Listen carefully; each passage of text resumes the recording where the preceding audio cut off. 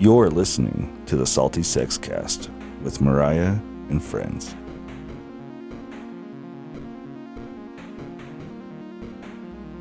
Minimize the fear. Expand your awareness.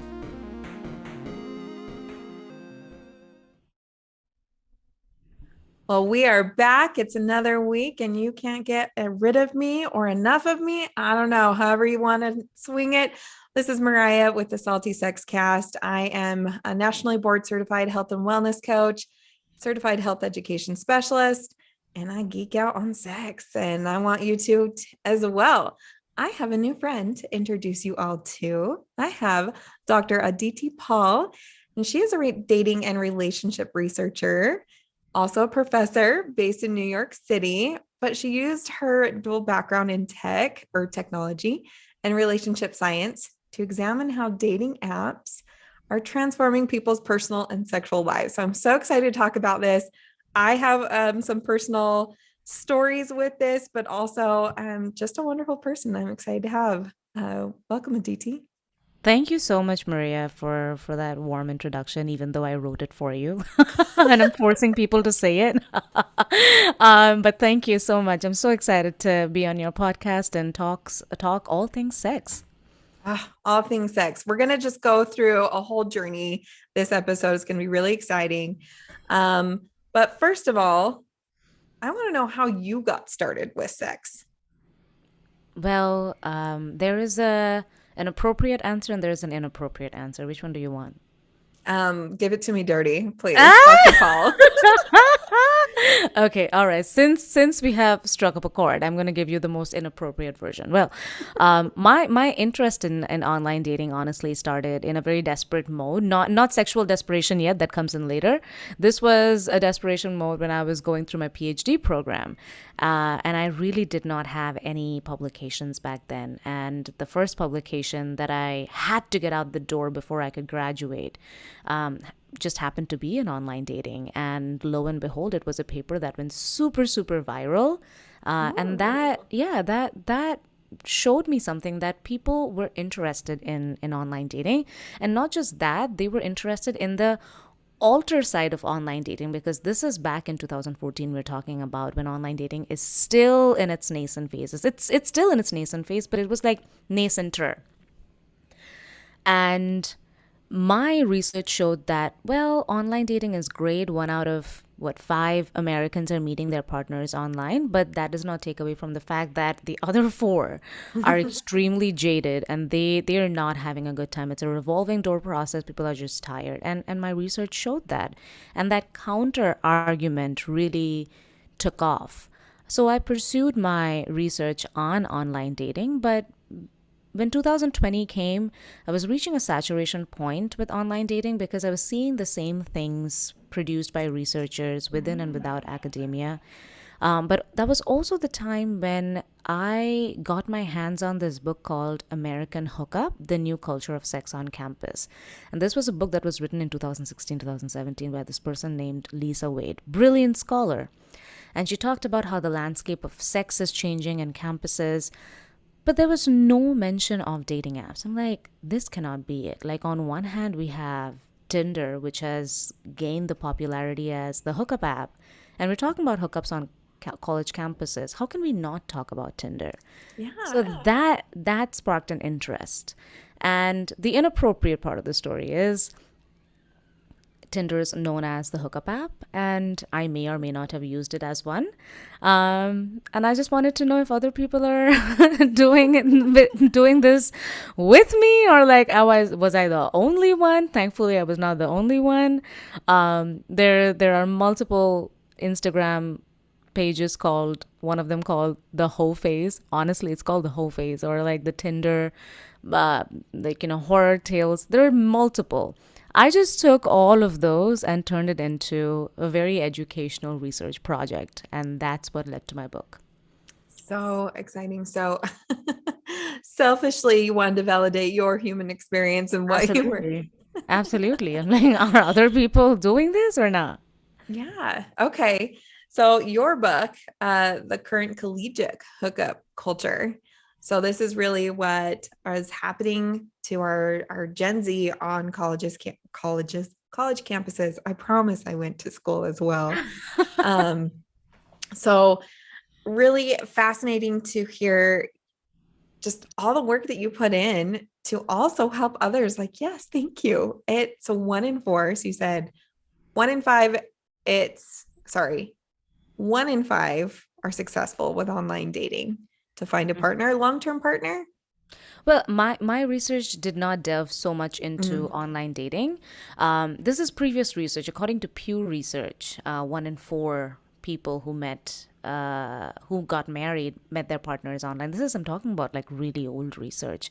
I think the numbers might have changed. But online dating is a double-edged sword. It gives you infinite choices, but that also means infinite failures, Ooh. because you're giving everybody a chance, right? Like, you don't walk down the street or you don't walk into campus and like speak with everybody in the class who is remotely attractive. Mm-hmm. But you're doing that on an online dating platform, and we're still judging this new way of dating with old dating rules, and that's where the frustration comes in. So we really need to get our expectations correct about online dating.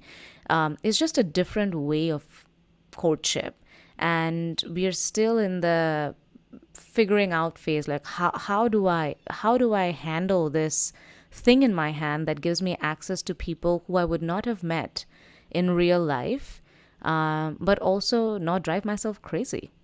Oh, I can really relate to that. Just knowing friends that are in this world right now. And I'm like, I do not wish to be there. I know, right? I Ugh. met my spouse online, but this was 12 years ago. And so it Okay. was very different. No Wait, I want to apps. guess which website. Was it a website? It has to be a website. It It cannot was be a, an app. yeah, it was a Yeah. website because there's no apps. Mm. Was it was it Match.com? No. Plenty of fish? Yes. Oh my Second God, yay! try. Look at you. POF. Yes, POF is an OG player. But tell me how your Mhm. experience was. Um, so I was a young single mom. And so I was very picky and very like I had a high expectation, but I also wasn't like, here's just for this experience. I was outcome driven. Hmm. I was like, you're going to be this, this, and this, or you are not going to talk to You me. didn't have time to fuck around. You're like, Not listen. at all. Not at Hmm. all. And Hmm. so I had on my page, hi, this is me, blah, blah, blah. Here's plenty of photos. I'm not catfishing you. Here's my body. Like, I don't care because that's important to me too. Yeah. But if this isn't important, don't talk to me. If this isn't important, don't talk to me. If this isn't important, don't talk to me. If you think I'm a bitch, I don't really care because Right. you're gonna waste my time. And I had several um like bad messages sending like you can't be that picky if you're going to be online Mm. dating. And I was like, yeah, I can. No one's here to tell me I can't. um or why why is this, and like wanting to break down my values or important things. And I was like, bye, like you just proved to me that you're not worth my time. I shouldn't have to defend those ever. And Hmm. so for being as young as I was on there, I mean, under 21 to do Hmm. that and be just such a young single mom. And it was really nice though, because I had very like boom, boom, boom. You knew what you wanted. I did, but then I was surprised on a couple, and there was, a couple guys before when I met my husband that I was like, oh, I could maybe sing this work. But and then when he came, I was like, oh my gosh, like that I would have had to really change what I was looking for. And you are bringing in all this and a whole more, bunch more than I wasn't expecting. And I'm really happy to have that and who you are. Yeah. So 12 years later, we always laugh. Our first date was McDonald's because we were like, no, we're not spending a lot of money and it's a quick out. And so Right. like we're just gonna meet real quick. And if we don't vibe, Hmm. we're out of here. Um, and it had Wi-Fi, McDonald's back then. And he did my accounting homework. It was really romantic. Oh, if that does not seal the deal, I don't know what will. Just So doing, if you at least get extra credit out of your dates, and that's all it is. But you know what? I'll tell you this. I wish I could do the study where we calculate the frustration people have with using dating apps with their intention. Because what I'm hearing from your story and also from another story, there is this woman called, you should check her out. She's a local influencer. Her name is Lynn Hazan, and she's also a single mother, but she's in her 40s. I mean, I think she's 38, but she doesn't look a day older than like, and her body is banging. Like I'm a heterosexual woman, so like she takes care of herself. And she talked about how she met her now fiance, going to get married in 2 months, how they met on online dating. And she had to go through that frustration phase. Like right now, the formula to being successful in online dating is to not be successful enough times before. That is, you will have a phase of like downloading the app, getting frustrated, getting yourself out of there, having an almost relationship where you're trying to make this guy work, that failing, and then you ultimately meeting the guy. Like I'm seeing this trajectory being followed. And this woman, just like you, was very clear about her intentions, because she too had a daughter, and she's just not going to make any random guy meet the daughter and integrate her in her life. You have to be a certain kind of person to do that. And she had that intentionality. So the more clear your intentions, I think the better your results are with online dating. Like if you go into online dating with the mentality of like, I'm just going to play the field, then it gets really, really tricky, because you get into that with like, oh, I don't know what I want. And then you meet a cute guy or a girl, and then you catch feelings, God forbid. And then it becomes tricky because, hey, this other person thought you're just playing the field. What's up with this commitment vibe? So we need to have our intentions set straight if we have to be successful in online dating. And success does not necessarily mean getting a partner. It could just mean maximizing your sexual experience. But we really need to make sure that our intentions are straight. And we're not just like playing the field and like, oh, what do you want? What do I want? We're just going to discover. You're just going to get burned really quick. I'm already seeing like an assessment with like a love score, a hookup score, Right? like a, adult friend score. And you get like this little, colored number that means Right? something. And then it's like, hey, so-and-so 30 miles away. I don't know. What's the radius these days? Probably. I don't even know. I haven't used dating, but I'll tell you this though, that the people who had a higher frustration with dating apps were also the people who used multiple dating apps. So, Oh God, no. I could like, barely handle one. And I was getting right? Oh my messages so much. I gosh. was like, oh, this is a full-time job. I'm just like, no, no, Nope. no. Nope. And there's only so many Copy high paste. Thanks, highs but you no can thanks. like, yeah, like, no, I mean, I can only be so witty once in a day, like to put like witty ass prompts and like Bumble and then Hinge. I just don't have time for that. No. No, no. So if anyone's looking to capitalize on the,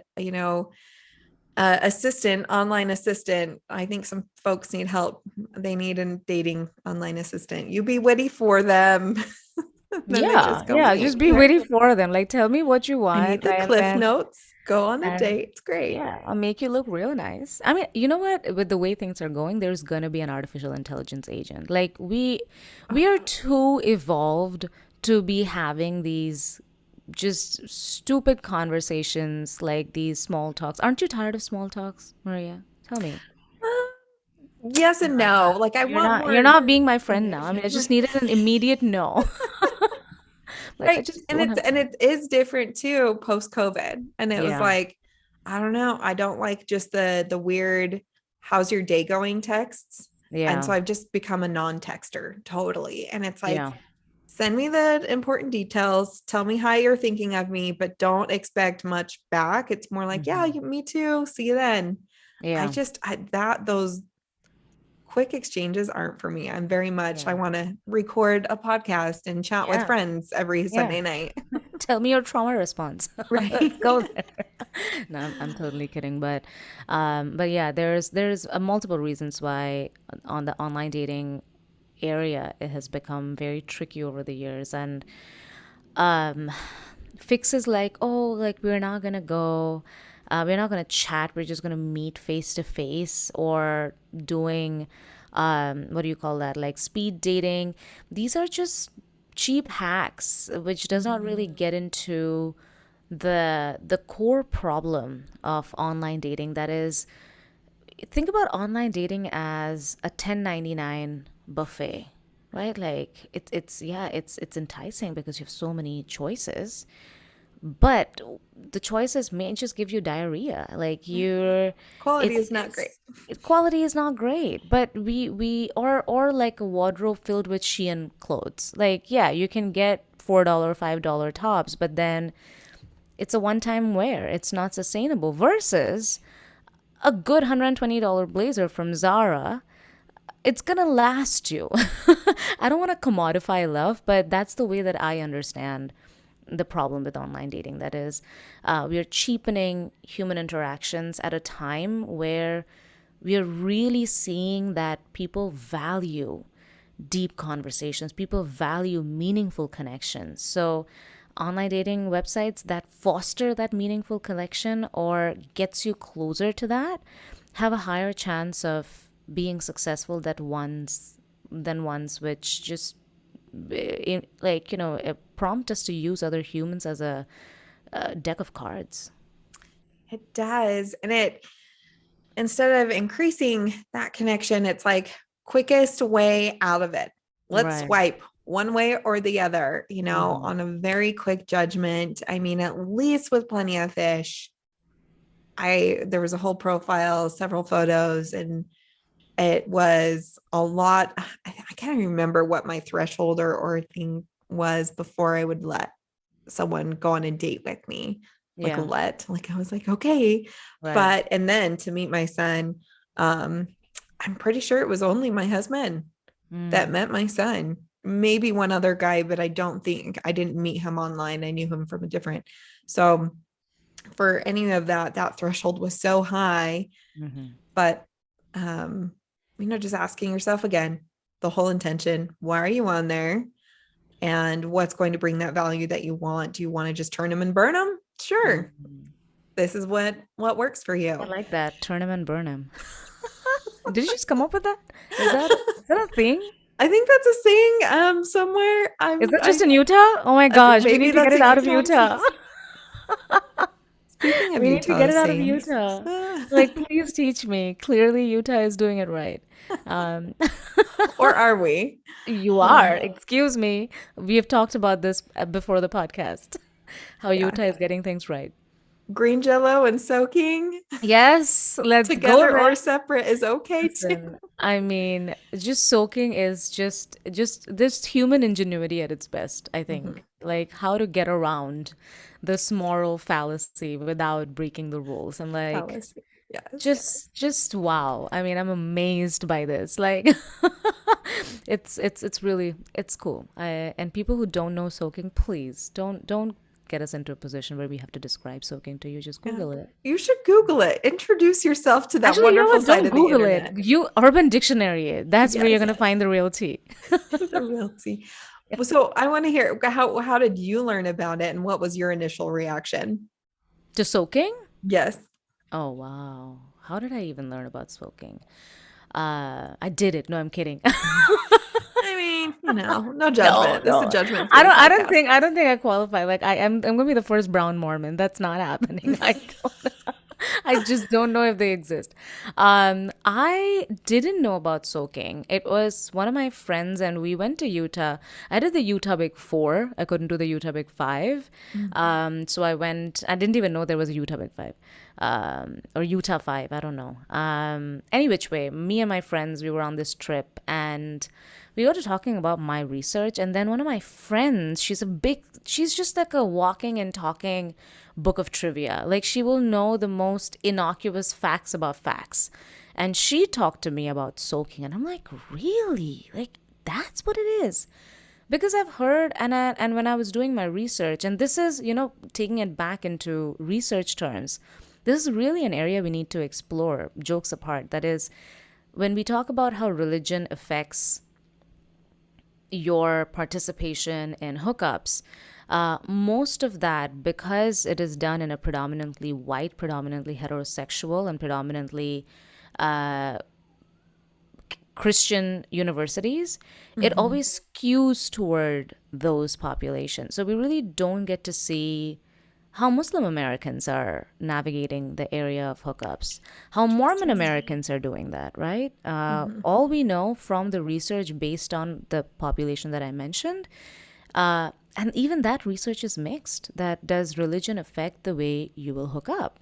One part of the story says, you know what, if religion will negatively impact your participation in hookups, that is, if you are religious, then you're going to be less likely to hook up because religion, just like Christianity, they talk about chastity, etc.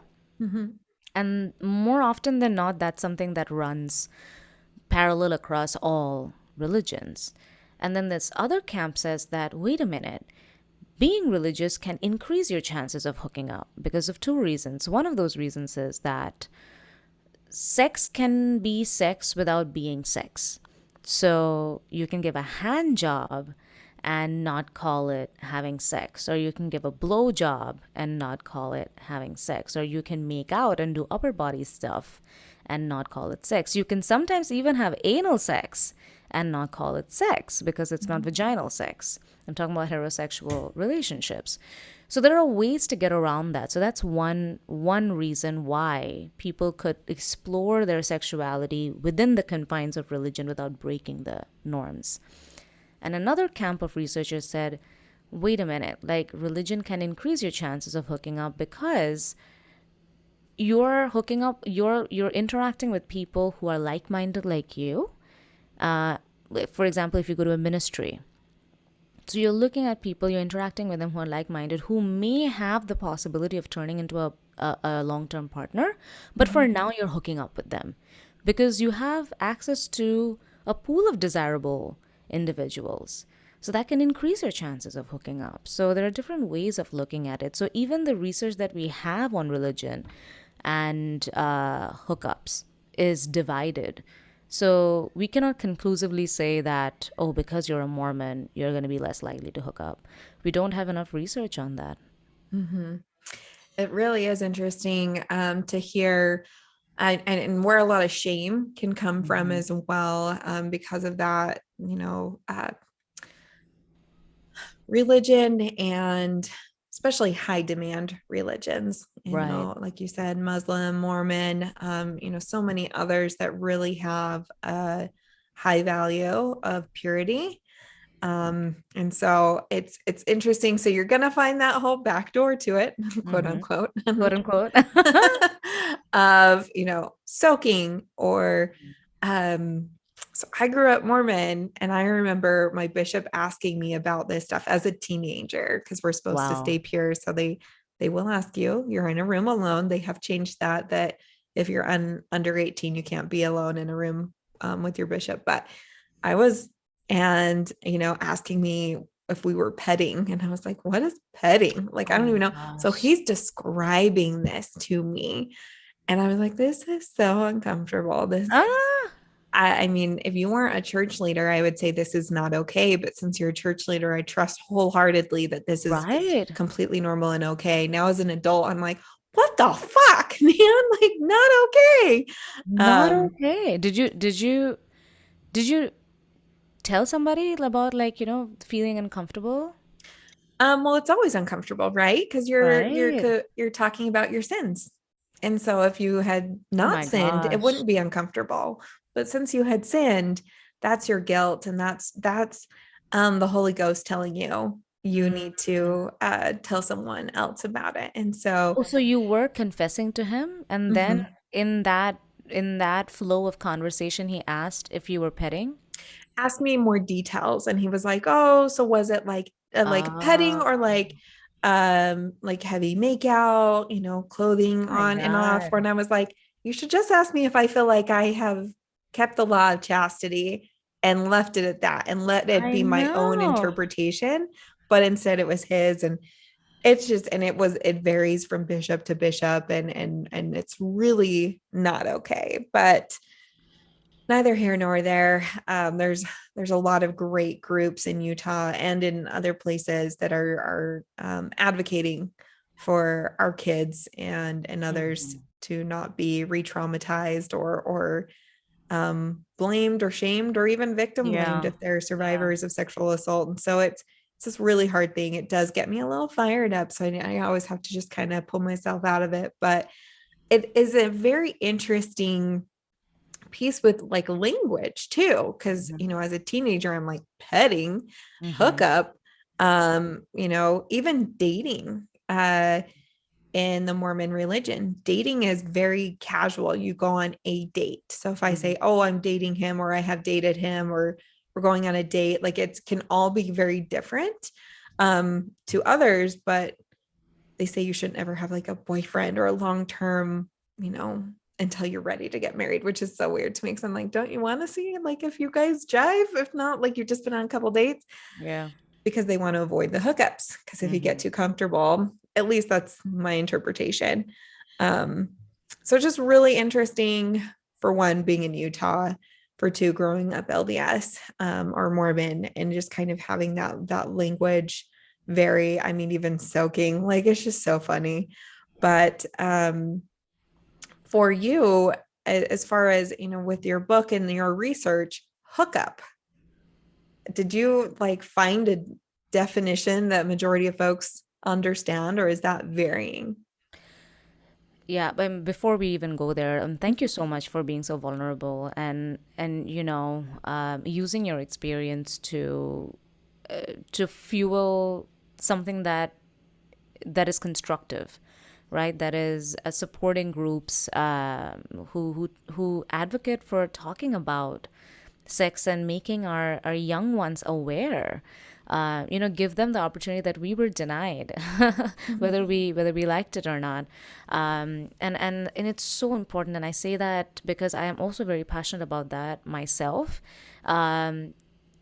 This idea that when you stop conversations about sex, you stop all conversations around sex, and that includes sexual confidence, that includes sexual self-esteem, that includes sexual assault. Like Mhm. if you're not taught like what feels good, you're also not taught what feels bad, right? And that words can seem violating, right? If we don't teach ourselves and to that our young ones how to set boundaries that include sexual boundaries, how are we getting to a world where we are safe?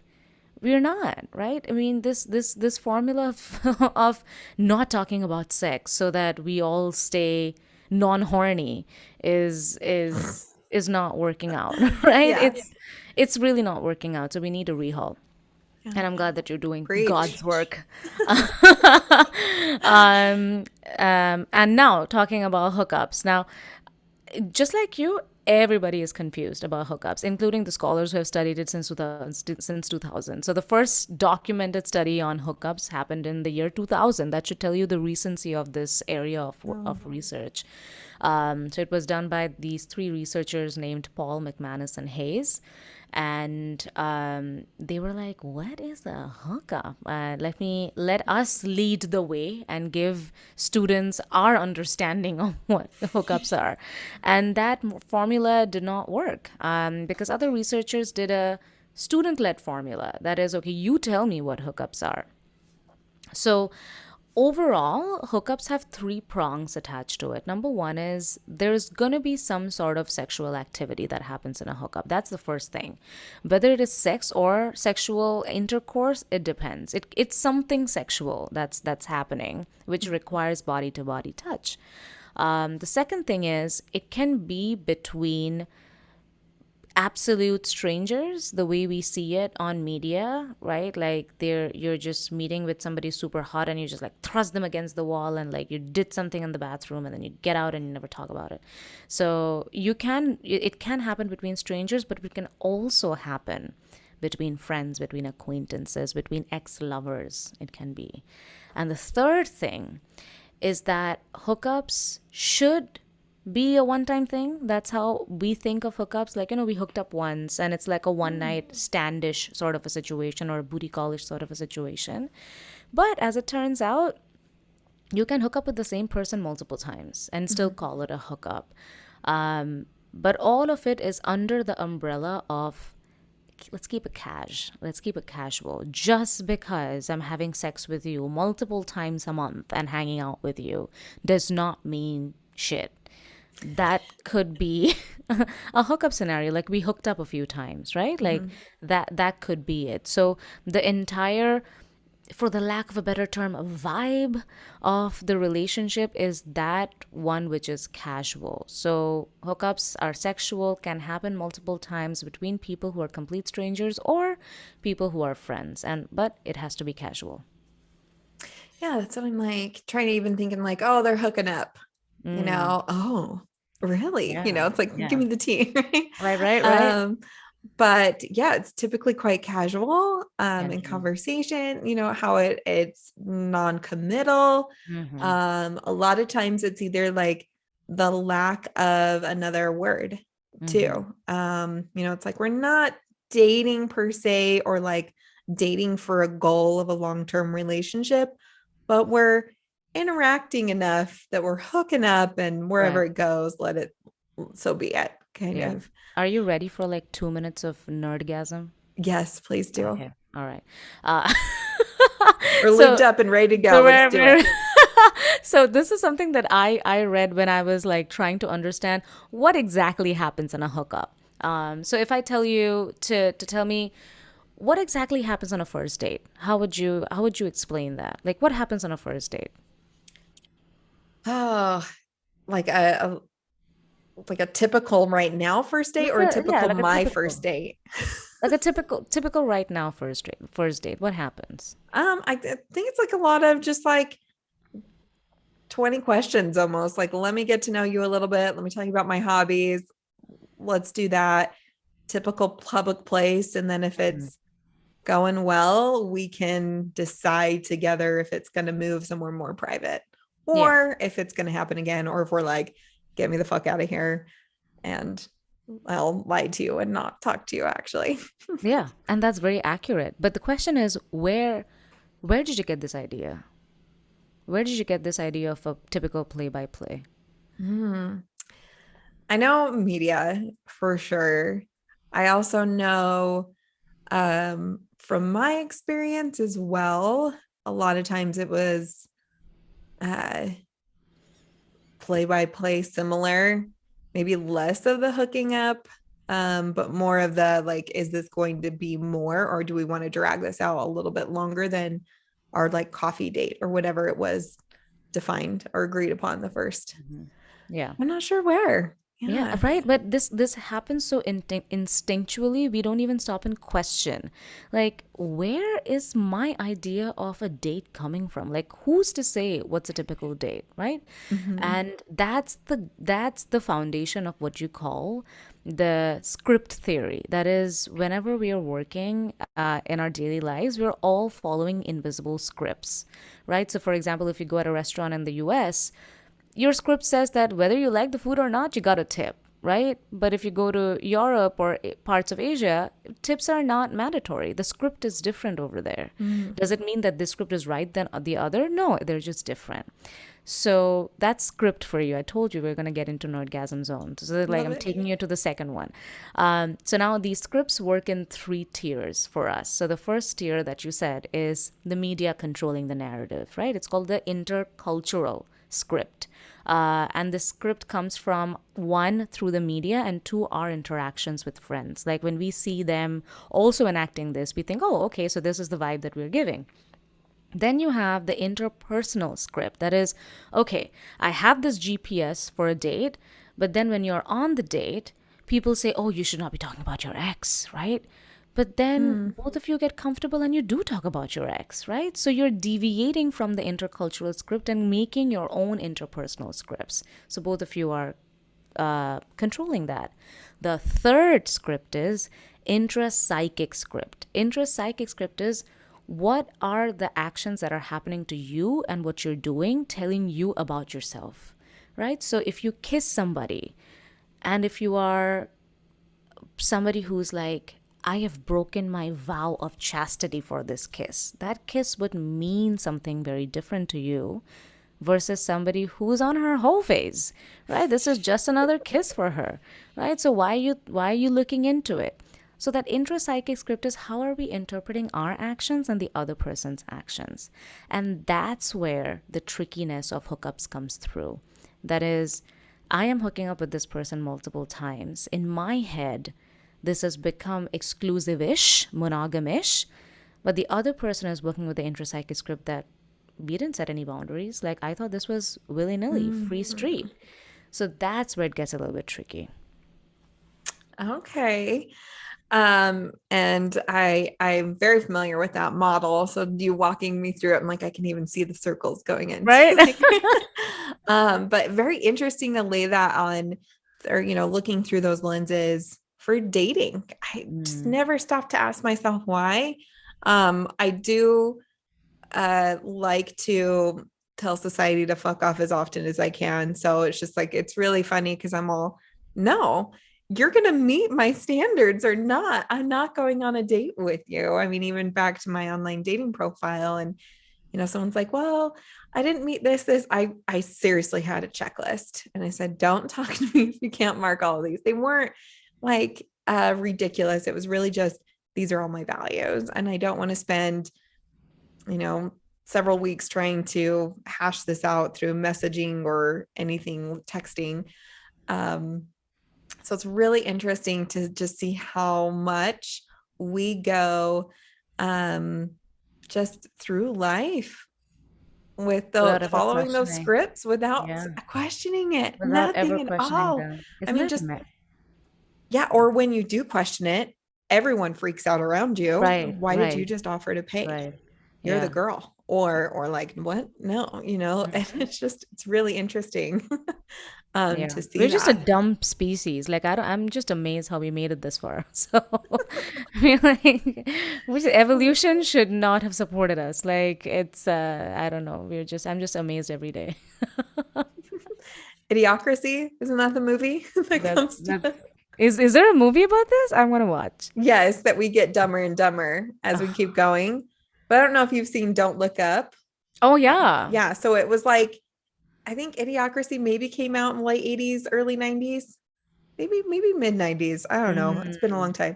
So it was like the Don't Look Up is like this generation's Idiocracy, what we had. So is that right? No, I'm more affected by this SNL skit that I just saw. It says we are stupid.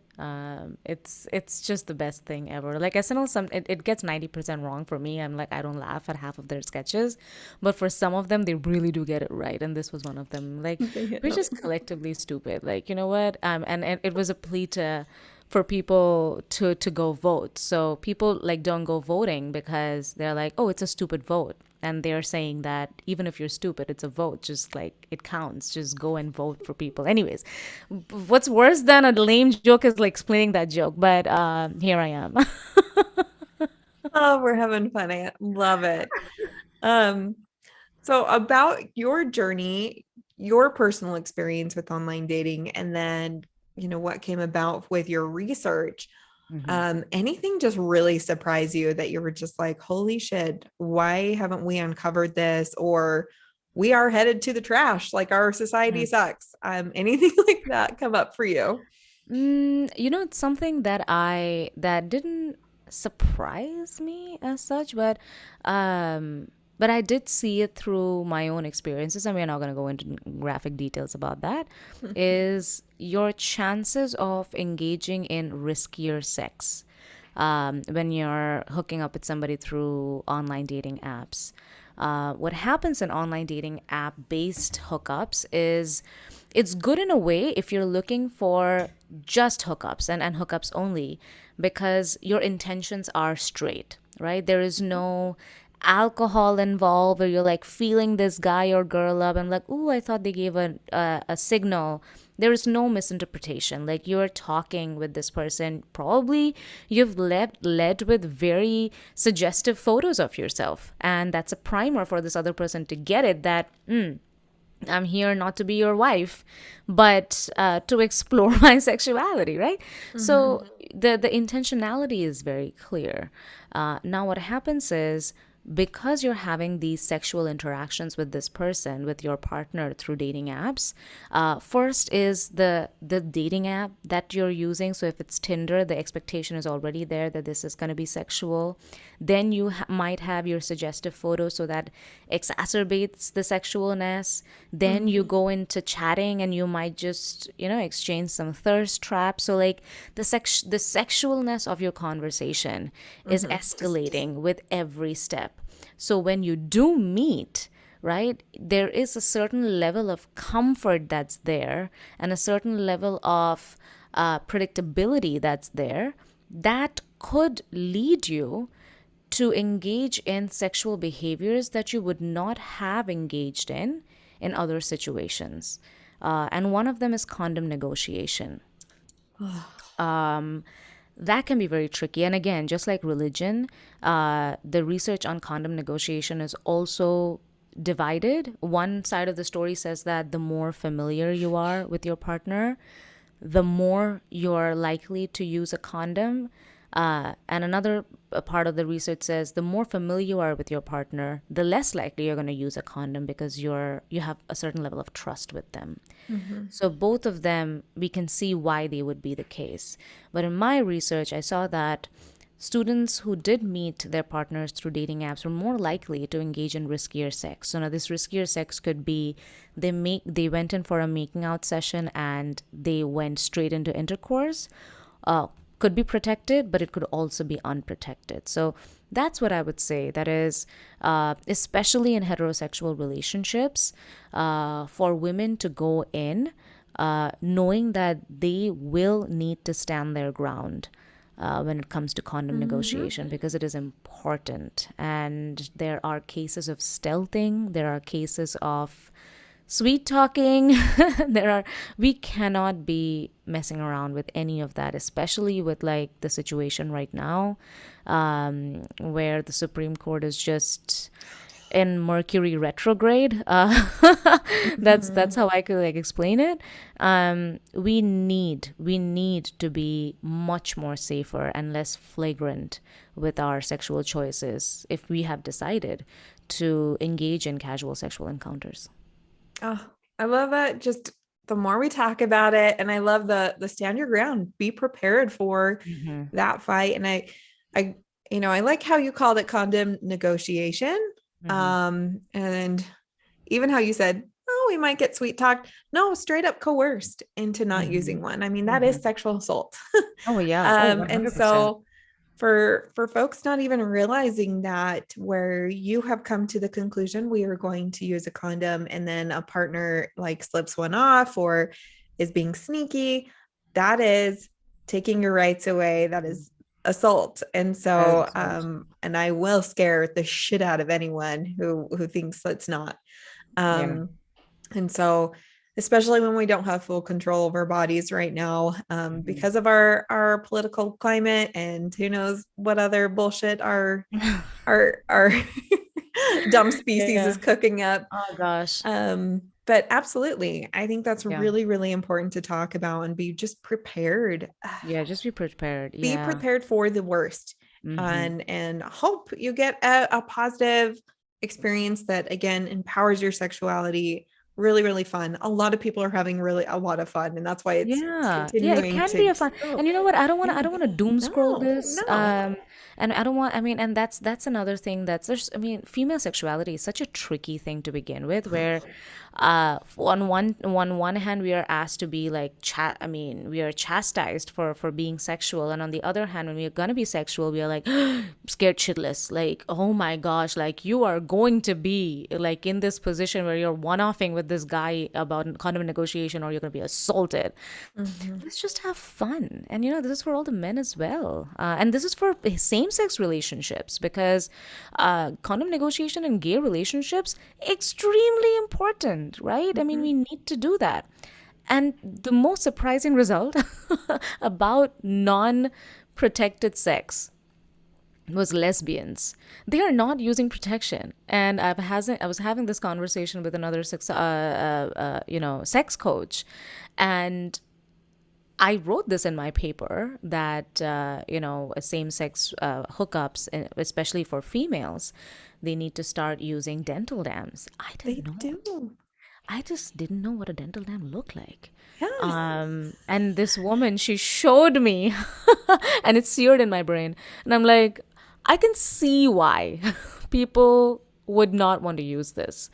Um, because it's a tricky thing to use. I don't want to put it out there like saying discouraging people to use dental dams. I would just ask the dental dams company to like do something better, because Do I can better.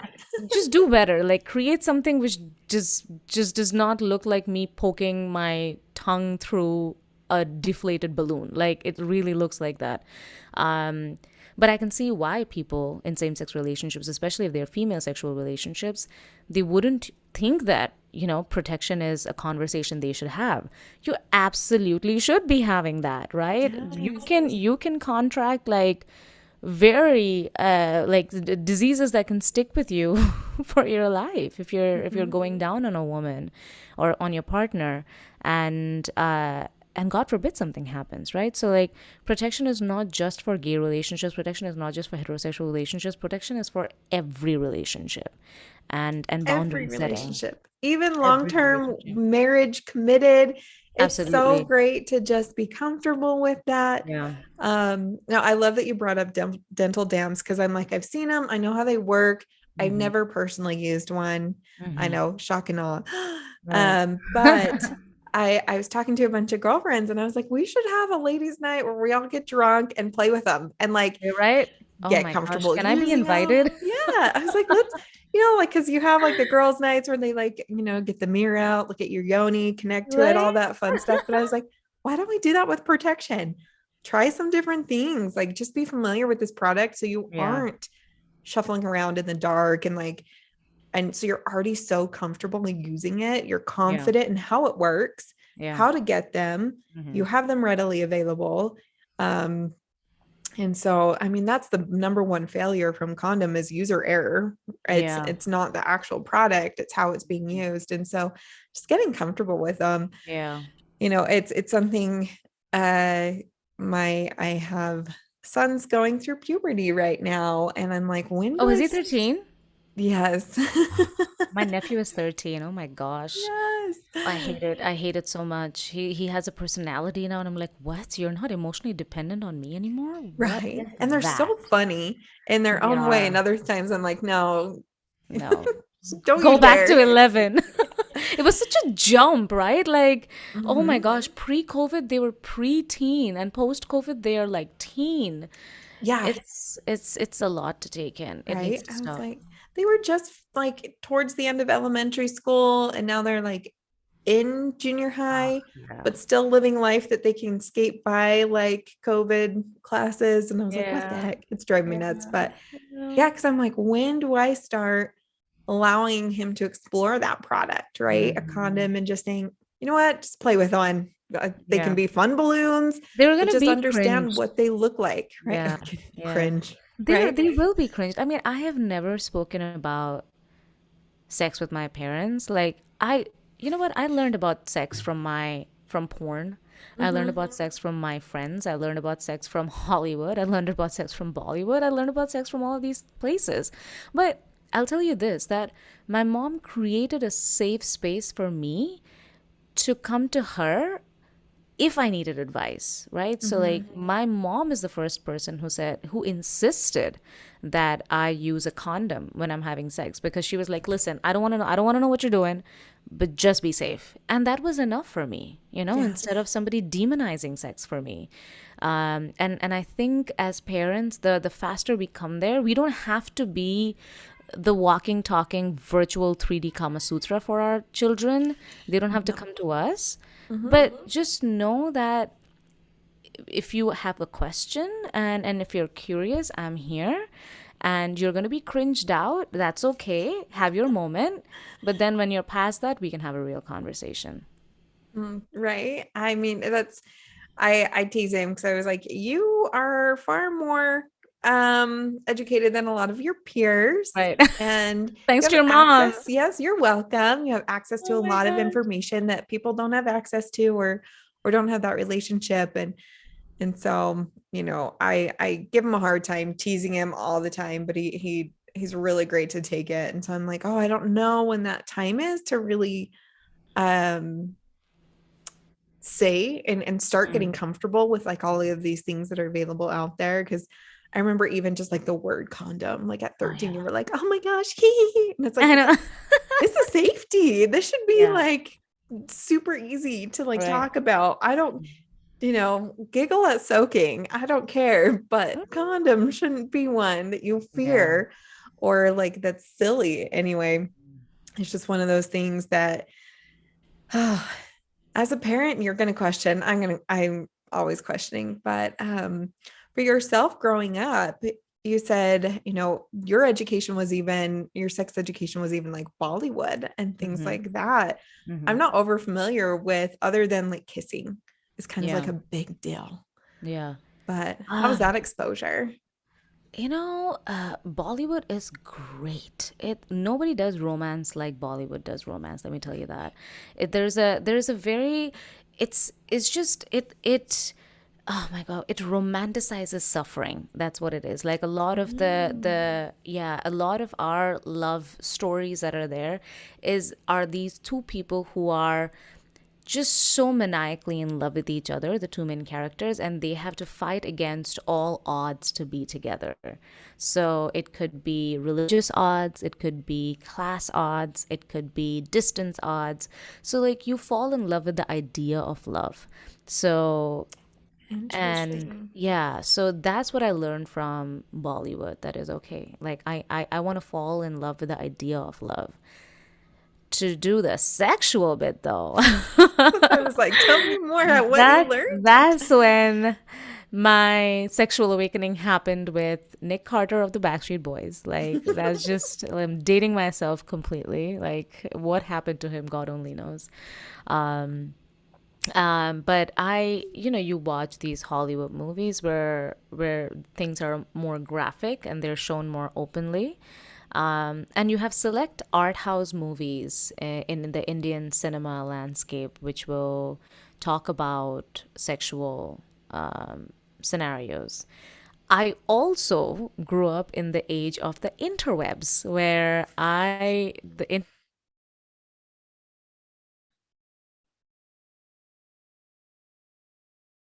strangers online. And cybersex, not in like, there were no videos. It was just me typing random shit. And I was like 18F Santa Monica when I was like 13F Calcutta, India. It was just me cosplaying and me getting to know, like, oh my God, like, what is this guy telling me? And I didn't even know if the other person was a guy or not. So I grew up in wild times. It was wild coyote country back then. I don't think Gen Chat Z is rooms, even man. like, you can't even come close to the crazy shit that we have done. Right? Um, because we didn't know any better. Like, so my sexual exploration honestly started with the internet, Mm-hmm. and going to weird porn websites because I was so curious about sex, and having these viruses crop in. And I still remember it like yesterday, like this cartoon with her like fake boobs as a wallpaper got stuck, and it was a virus, and every time I opened my computer it would flash, and everybody knew that the only person who could have done it is me, because my sister was like this holier than thou person. It was no way that she did it, and it was like, it Oh, has to be me. So I got into a whole bunch of trouble, but look at me now. look at me now. Mom and dad are making money on hookups. Talking about sex in New York City, yay. Oh, that's so fun. Yes, those chat room days, man. I mean, I remember being in like keyboarding in school where they're teaching you how to type, and I was like, just stick us into a chat I room. know. You're gonna learn how to type so 20s quick. love. Yeah, yeah, yeah. And like Yahoo Messenger. Oh my gosh, Oh, wild yes. Lived times. on those days when the little moving emojis, which Yeah, weren't even called emojis then, but those were like the hot thing because you had to have someone send them to you and right, then save them. They weren't like right. searchable. You couldn't just find them anyway. We used to forward emails, remember? Like Yes. now people forward memes. We used to forward whole Oh emails. my gosh. And TikToks, like that's all the way I talk Mhm. to like a lot of friends. I just send them TikToks, and before it was like forwarding emails. I Wow. know. We definitely dated ourselves, but Yeah, it's I think been we fun. lost the entire Gen Z population who were listening to us. Like the entire just I'm sorry. Like you just had to you You had just to had be to there. listen to that. Yeah, you just had to be there, you know? It was a different time. Oh, that's so great. And so, what have you learned about the Gen Z population too, as they were a big part of your study? What have I learned about them? That They're they're not foreign that creatures. different. I They're love how I they're say that. they're foreign creatures. Yeah, for Yeah, me. they're you know what? I don't think human behavior shifts so drastically over generations. It's not like, oh, we were one way and like the next generation is like so different than us. No, Not really. It's just the acceptance of different types of sex has gone up, right? that's So so cool.